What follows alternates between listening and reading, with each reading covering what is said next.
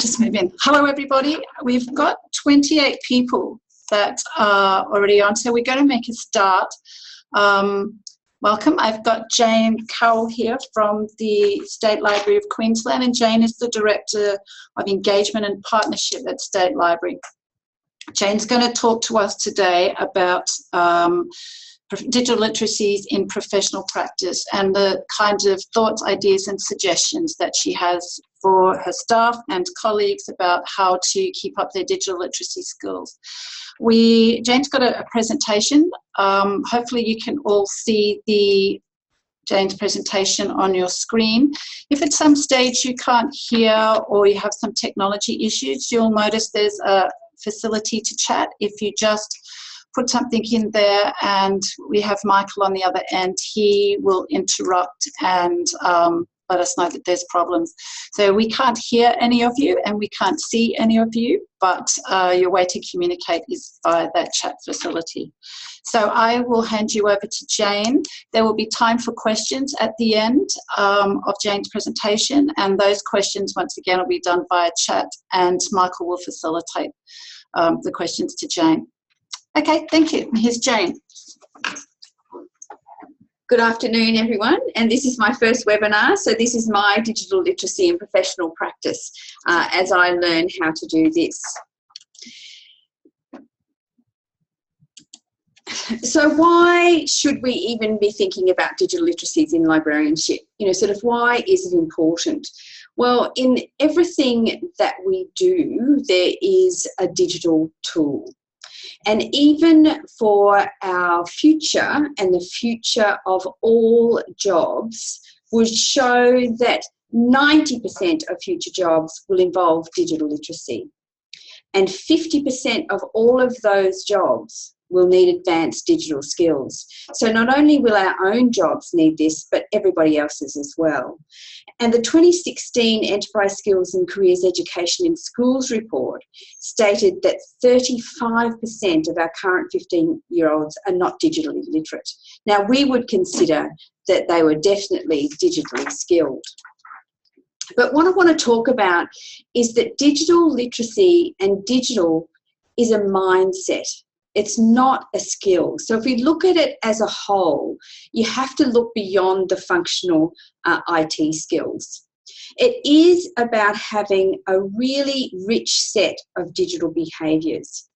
So the UK Joint Information Systems Committee definition of digital literacy is those capabilities which fit an individual for living, for learning, and for working in a digital society.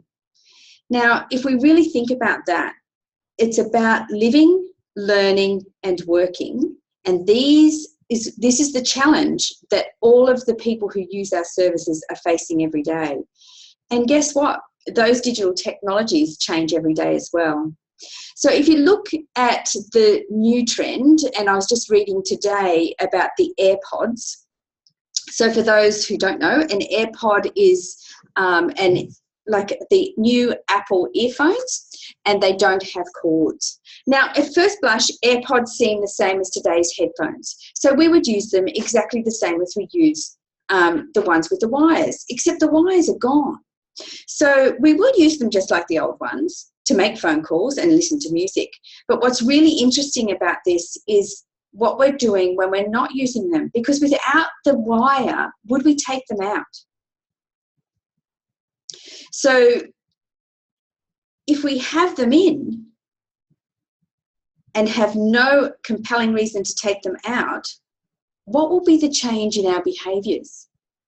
Imagine if your phone whispers in your ear, your next appointment is 10 minutes coming up when you're in a meeting. Imagine if your phone whispers in your ear that new piece of music you've been waiting for has come out. Imagine if your phone whispers in your ear, hey, there's breaking news. Imagine if your phone whispers in your ear that you've got a text and you don't need to look at your phone. So if we think about digital literacy as a mindset and think about these tools as enabling us to do different things all the time, what does that mean for us? So this is why, for librarians, staying current on future trends is critical if we are to remain relevant. So too often we stay where we're comfortable with the very beginner digital skills, because guess what? For those who we help, whether it's a student, whether it's a community member, whether it's a special library user, they tell us, you are awesome. And isn't that wonderful feedback? And we get that feedback from every beginner. The person who needs to know how to upload a resume, needs a place to practice their interview techniques and tells us we're awesome, gives us a really positive glow. But what about what they need to know about, that they don't know about? What about privacy? What about understanding the new technologies just around the corner and what opportunities they offer? How do we as librarians and people practicing in the library industry get beyond what we are good at now? So when was the last time that you did something for the first time? We need, and something you weren't very good at, something that you know you won't be good at. We need to be quite comfortable learning all the time. When did you last YouTube how to do something instead of reading the directions? Have you Snapchatted today? Do you understand who owns the data from the cloud service you are using? And what is a Tor server and why is it important? Understanding that digital technologies are simply tools, and then to rethink the opportunity based on that tool's capability is essential to digital literacy and librarians' practice, I believe. And it's essential for how we interpret our services that we deliver, that's around learning, connecting people, and finding information. We need to really understand what the digital tools can do. We don't have to become an expert in them, but become a digital thinker means that we can truly reimagine what we do and don't continually just adapt the tool to what we did before. We can ask why those policies, rules and practices are in place, and can we do without them? Tell me please, why does that item have to be back in 3 weeks, 4 weeks? Why do we make our members renew when automatic renewals can be in place? Why do we need to see an address when we can determine an IP and could build GPS into our system so we would know where they are? Are we really challenging the business models of our vendors to meet those new opportunities, or just wanting them to keep the same old capabilities because that's what makes us comfortable? Where do we have these discussions as a profession, and then how do we act on them? And this is why it's really important that we're focusing on digital thinking. Librarians are really trusted for our ability to find stuff. We're trusted because of our values, which includes the freedom of information for all. And guess what? We're trusted because of our thinking skills. Let's not let them a trophy. So we have lots of information, but do we have knowledge? Are we applying that information? And then are we really thinking about how that knowledge can change stuff and becoming wise? So this is why our skills must remain up to date. Our ability to critically assess information and understand the digital landscape must all be shared. So we don't have to be experts, but we need to be on trend. So I always choose this slide because it makes me laugh. But we were very good at using an old style camera, and I think they'll come back. Vinyl's come back. Why won't Kodak film come back? But the business model that they clung to had disappeared because they thought they were in the business of taking photos. So with the company ignoring every sign, Kodak died. So libraries can die if we ignore the new business models. If we cling to old business models, if we cling to old thinking and design our libraries around a collection needs and not around people, we can die. And if we really think about it, libraries, public libraries have been completely defunded in the UK, and they're fighting for a survival. So a whole sector of libraries has been defunded. And yes, there's still quite a lot of volunteers trying to keep the old model alive, but will it survive without funding? I don't think so. So in a world where creative thinking, problem solving and digital literacy are the key criteria for all entry-level jobs, then we should also be actively engaged in activities that call on creative thinking, problem solving and digital literacy. Both school, academic, public and special libraries can design activities for people to engage in those skills. This is what we've always provided to our communities, infinite possibilities for self-improvement, self-directed learning and skill development.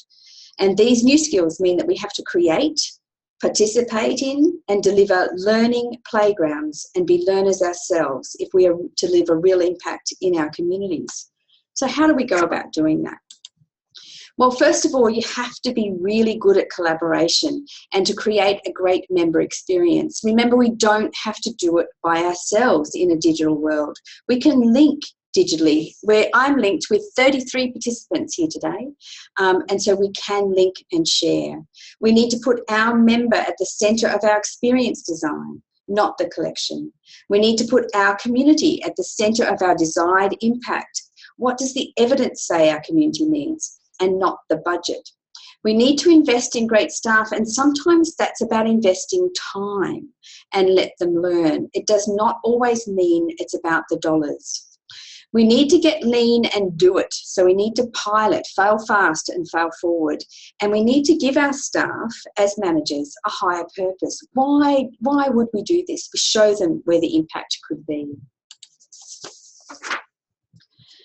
So that move from curation and information providers, and we can still do some of that, but do that digitally. But we need to enable other people to create, other people to curate, other people to learn, and our members to innovate. And we do that with a personalised and collaborative approach.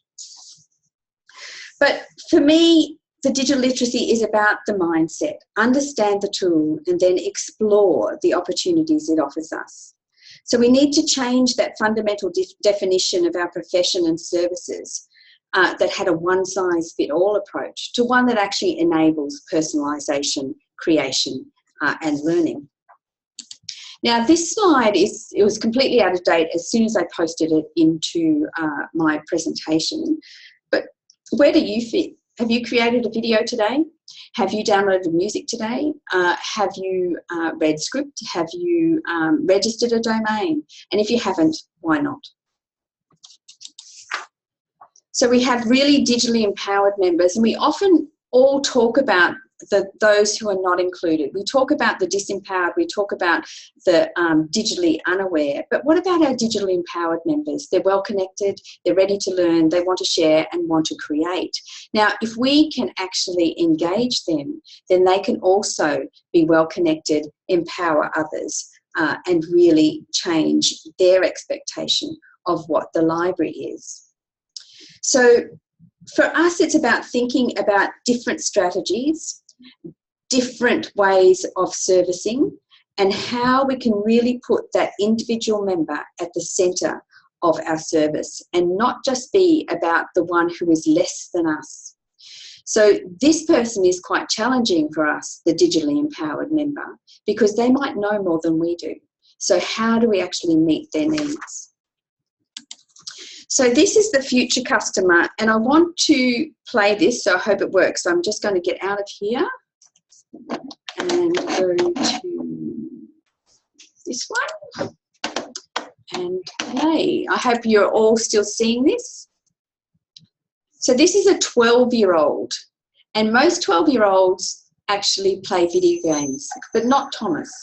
And this is the difference between a digitally empowered person and a non-digitally empowered child. I've always had a fascination for computers and technology, and I made a few apps for the iPhone, iPod Touch, and iPad. I'd like to share a couple with you today. My first app was a unique fortune teller called Earth Fortune that would display different colors of Earth depending on what your fortune was. And my favorite and most successful app is Busted Beaver, which is a Justin Bieber whack-a-mole. I created it because a lot of people at school disliked Justin Bieber a little bit, so I decided to make the app. So I went went to work programming it, and I released it just before the holidays in 2010. A lot of people ask me, how did I make these? A lot of times it's because the person who asked the question wants to make an app also. A lot of kids these days like to play games, but now they want to make them. And it's difficult because not many kids know where to go to find out how to make a program. I mean, for soccer, you could go to a soccer team. For violin, you could get lessons for a violin. But what if you want to make an app? And the kids' parents might have done some of these things when they were young, but not many parents have written apps. Where do you go to find out how to make an app? Well, this is how I approached it. This is what I did. First of all, I've been programming in multiple other programming languages to get the basics down, such as Python, C, Java, etc. And then Apple released the iPhone, and with it, the iPhone software development kit. And the software development kit is a suite of tools for creating and programming an iPhone app. This opened up a whole new world of possibilities for me. And after playing with the software development kit a little bit, I made a couple apps. I made some test apps. One of them happened to be Earth Fortune. I was ready to put Earth Fortune on the App Store, and so I persuaded my parents to pay the $99 fee to be able to put my apps on the App Store. They agreed, and now I have apps on the App Store. I've gotten a lot of interest and encouragement from my family, friends, teachers, and even people at the Apple Store. And that's been a huge help to me. I got a lot of inspiration from Steve Jobs. I started an app club at school, and a teacher at my school is kindly sponsoring my app club. Any students at my school can come and learn how to design an app. This is so I can share my experiences with others. There's these programs called the iPad Pilot Program, and some districts have them. I'm fortunate enough to be part of one. A big challenge is, how should the iPads be used, and what apps should we put on the iPads? So we're getting feedback from teachers at the school to see what kind of apps they like. When we design the app and we sell it, it will be free to local districts and other districts that we sell to. All the money from that will go into the local ed foundations. These days, students usually know a little bit more than teachers with the technology. So, sorry. So this is a resource to teachers, and educators should recognize this resource and make good use of it.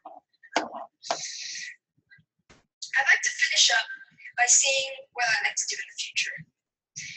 First of all, I'd like to create more apps, more games.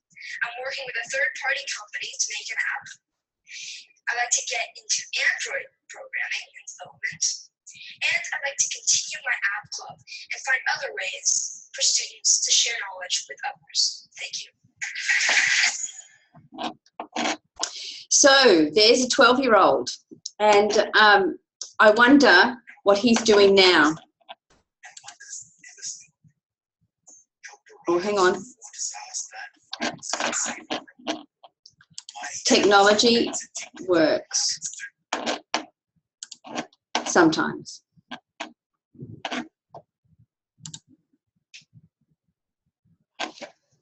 Okay, I have got the next slide up.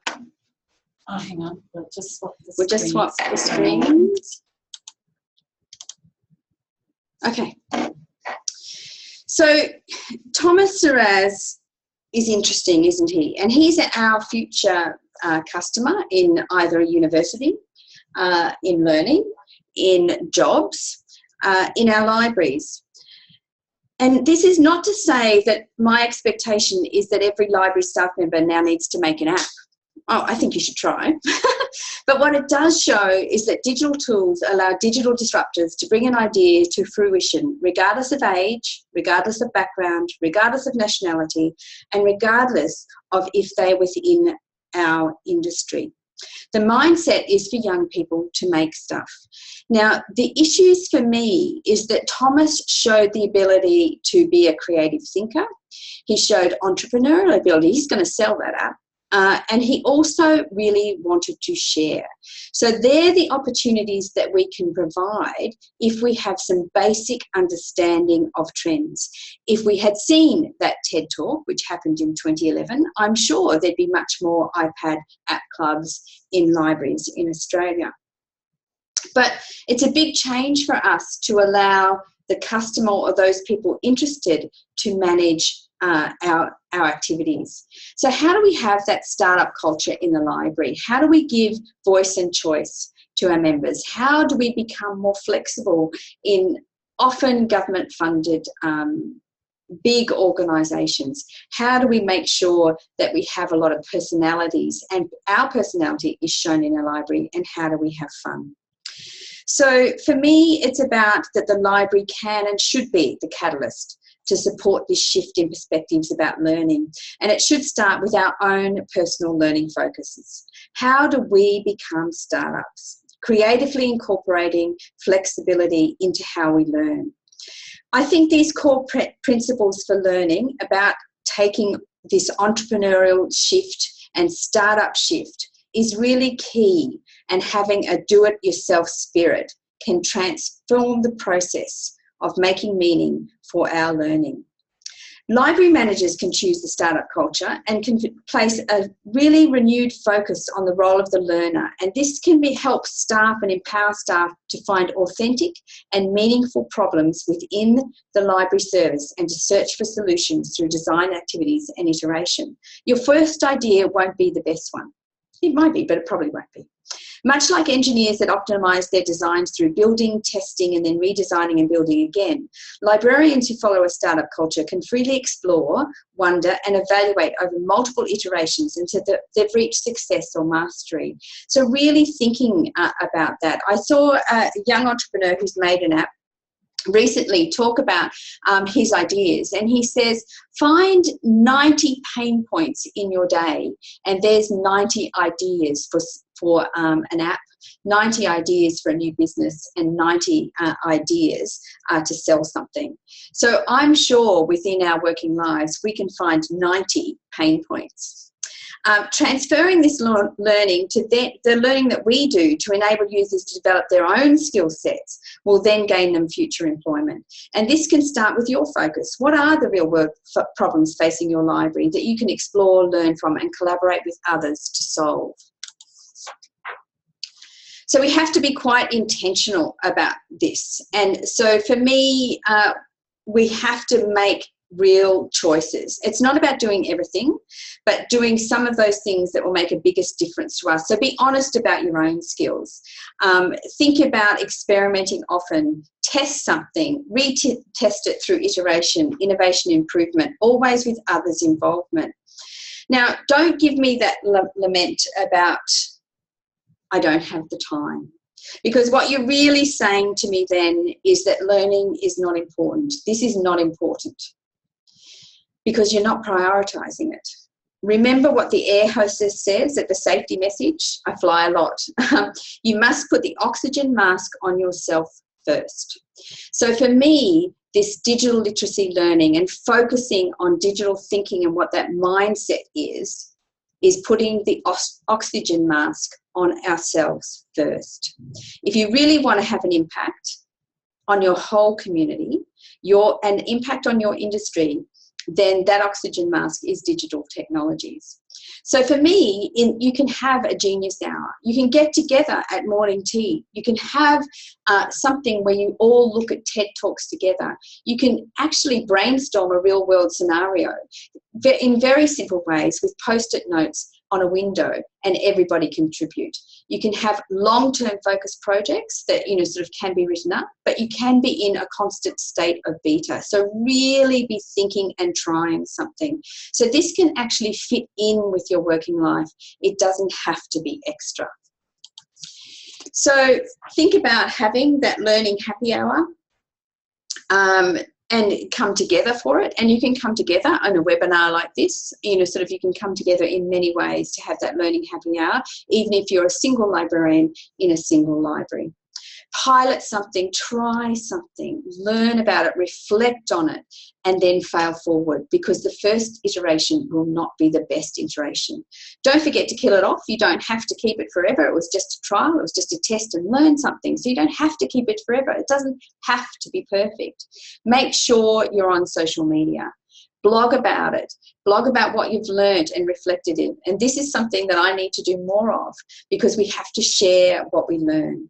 So for me, our skills need to change. If we have a responsibility to our community to stay relevant, we need to be aware of the technologies impacting our communities and making them afraid, because of that trust that is in a librarian. They trust, our communities place an enormous amount of trust in us. So our skills need to change. If we want to continue to be awesome, we must be awesome learners. So if you have any questions, please ask me.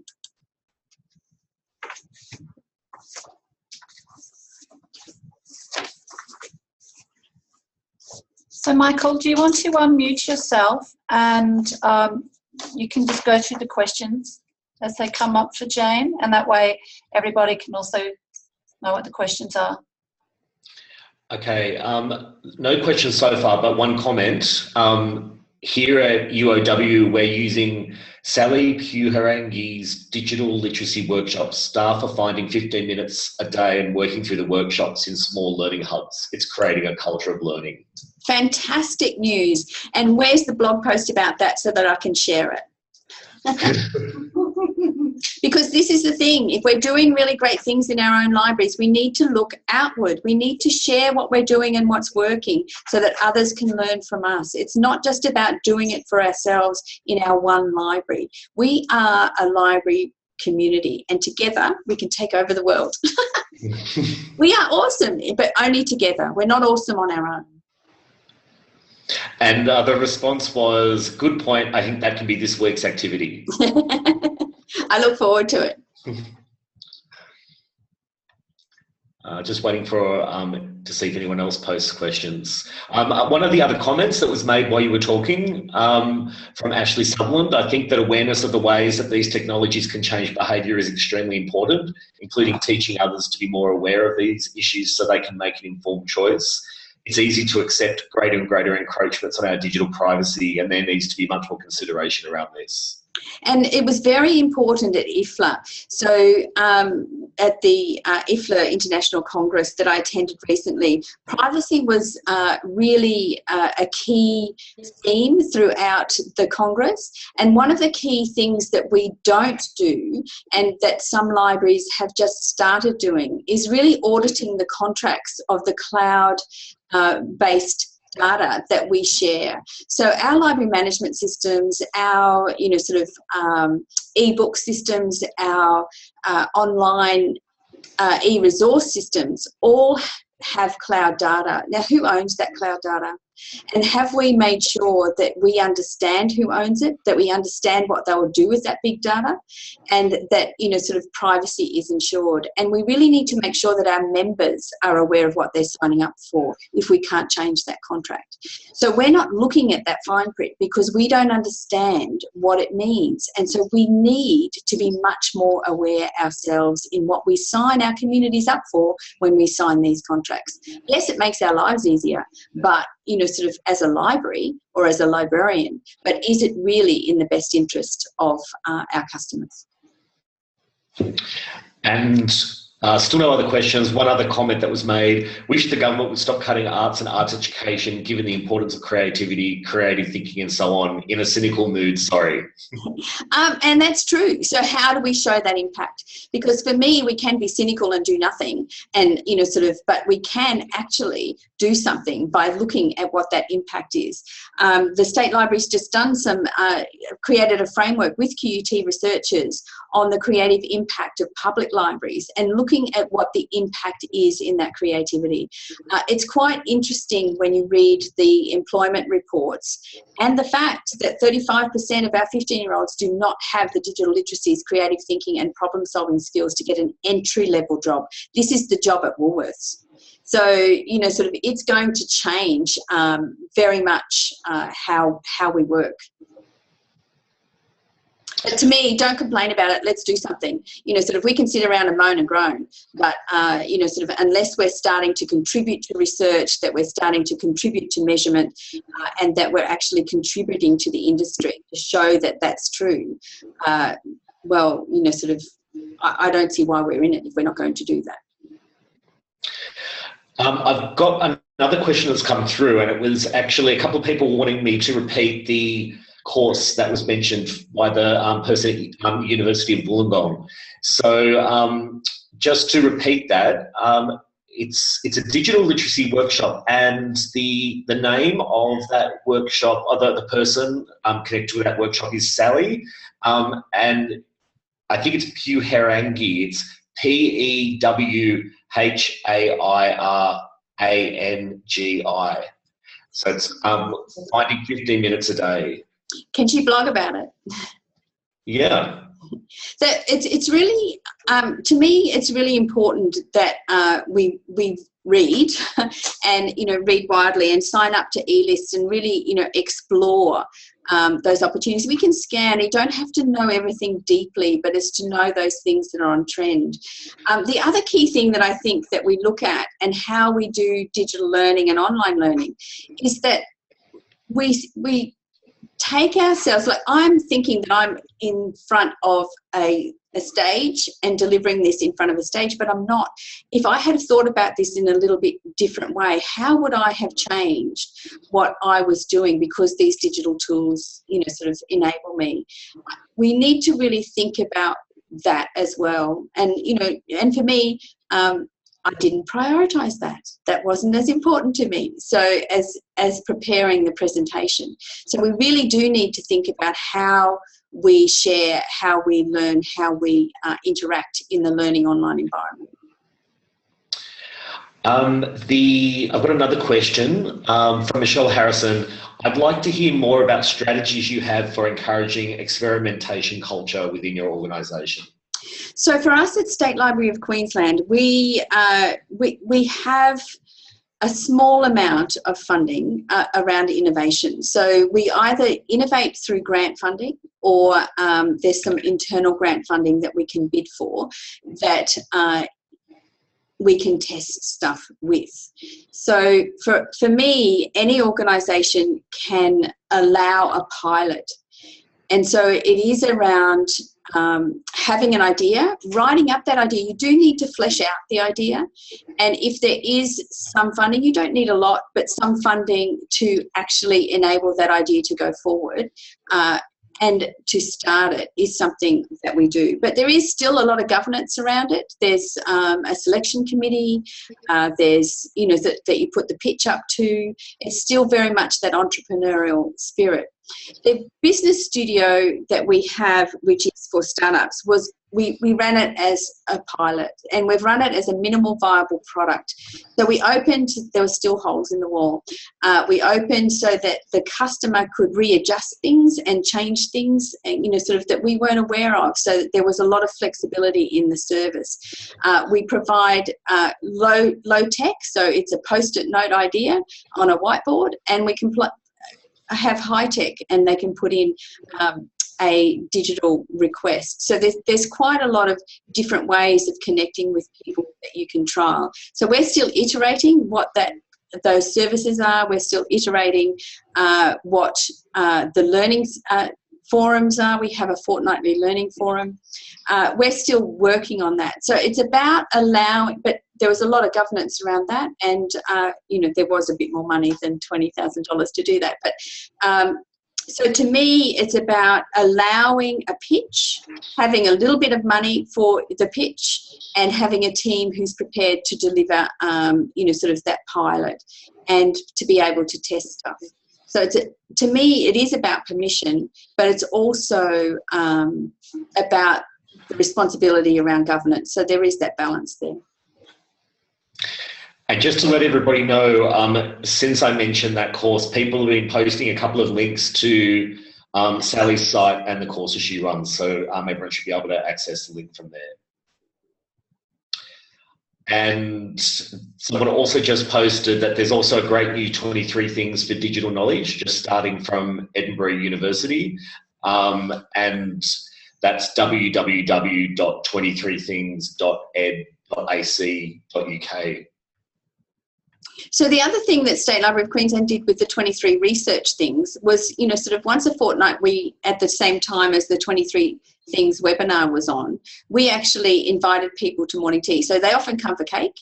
And, we would have 15 people around Brisbane come to the State Library. So it wasn't just State Library staff, and actually share in the learning and the webinar so they could talk together. So sometimes it's about your university, your library, your organisation reaching out to others in the community to come together to learn together, because that also supports people learning, and it reinvigorates you so you don't feel that you're just doing it on your own. Another question that's come through. Where I work, there's a very big divergence of digital literacy, from the student who is comfortable with the technology to the older academic that is not, and still wants a librarian to have photocopies in the library.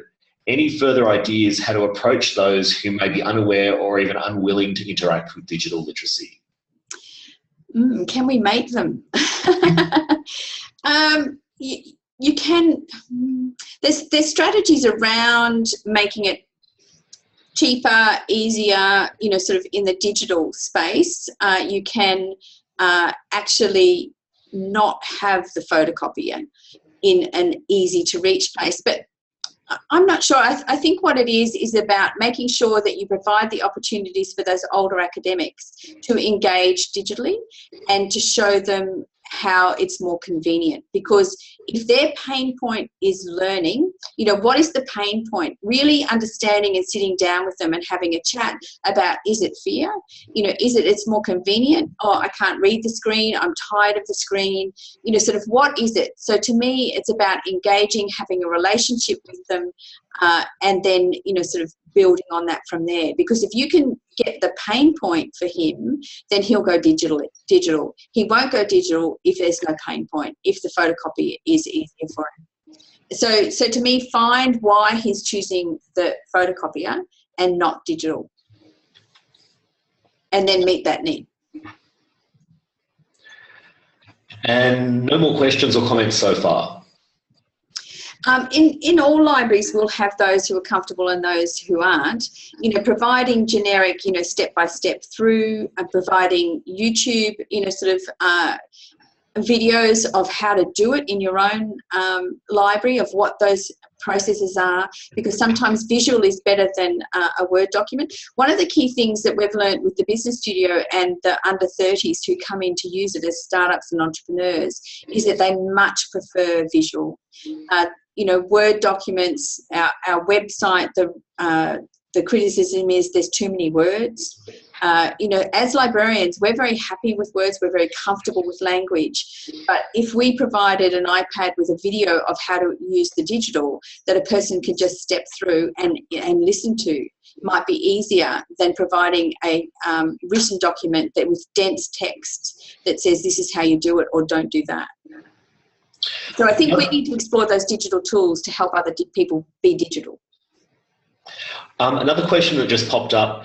How do we best gauge where our students are at in terms of digital literacy? You can't always presume that just because they're from a younger generation that they have these skills. Well, in actual fact, a lot of students come with digital skills, but not digital literacy. So remembering that it is a way of thinking, and I think I just read that the University of Adelaide is looking at a digital literacy framework of how they can help their students become digitally literate. It is much more about digital citizenship. It's about behaviour online. It's about engagement online. It's about your responsibilities online. It's not just about knowing how to use Facebook and Snapchat. So to me, that needs to be built into our orientations and, sort of our first year practice with students. It also needs to be built in to the way public libraries engage with their communities around their digital literacy programs. And it needs to be built in school librarians' work around how we actually, how our life is impacted by digital. So, sort of, it's not just about being able to have a Facebook page, which we know they're quite good at. They're quite good at using the tools. But in terms of embedding it into practice, embedding it into really thinking about how that tool can change things, that's not embedded in quite a lot of students' thinking because they're not entrepreneurial. So I do absolutely believe that you need to build that into the orientation practice and the library digital literacy practices. It's not about how to use the tool. It's about why you use the tool. It's the strategies around the tool. It's what the tool can enable you to do, and let them build through that, and let the student, have the opportunity to play and see what that means. Create that learning playground in the library around those digital tools. Okay, no further questions or comments so far.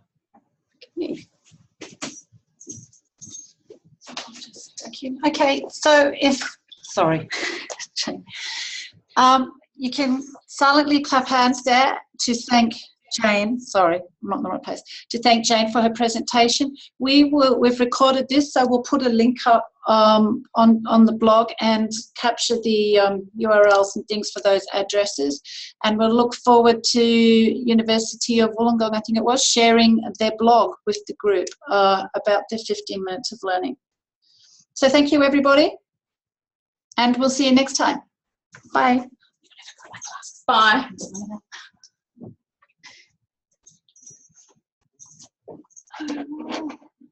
Stop sharing and end meeting.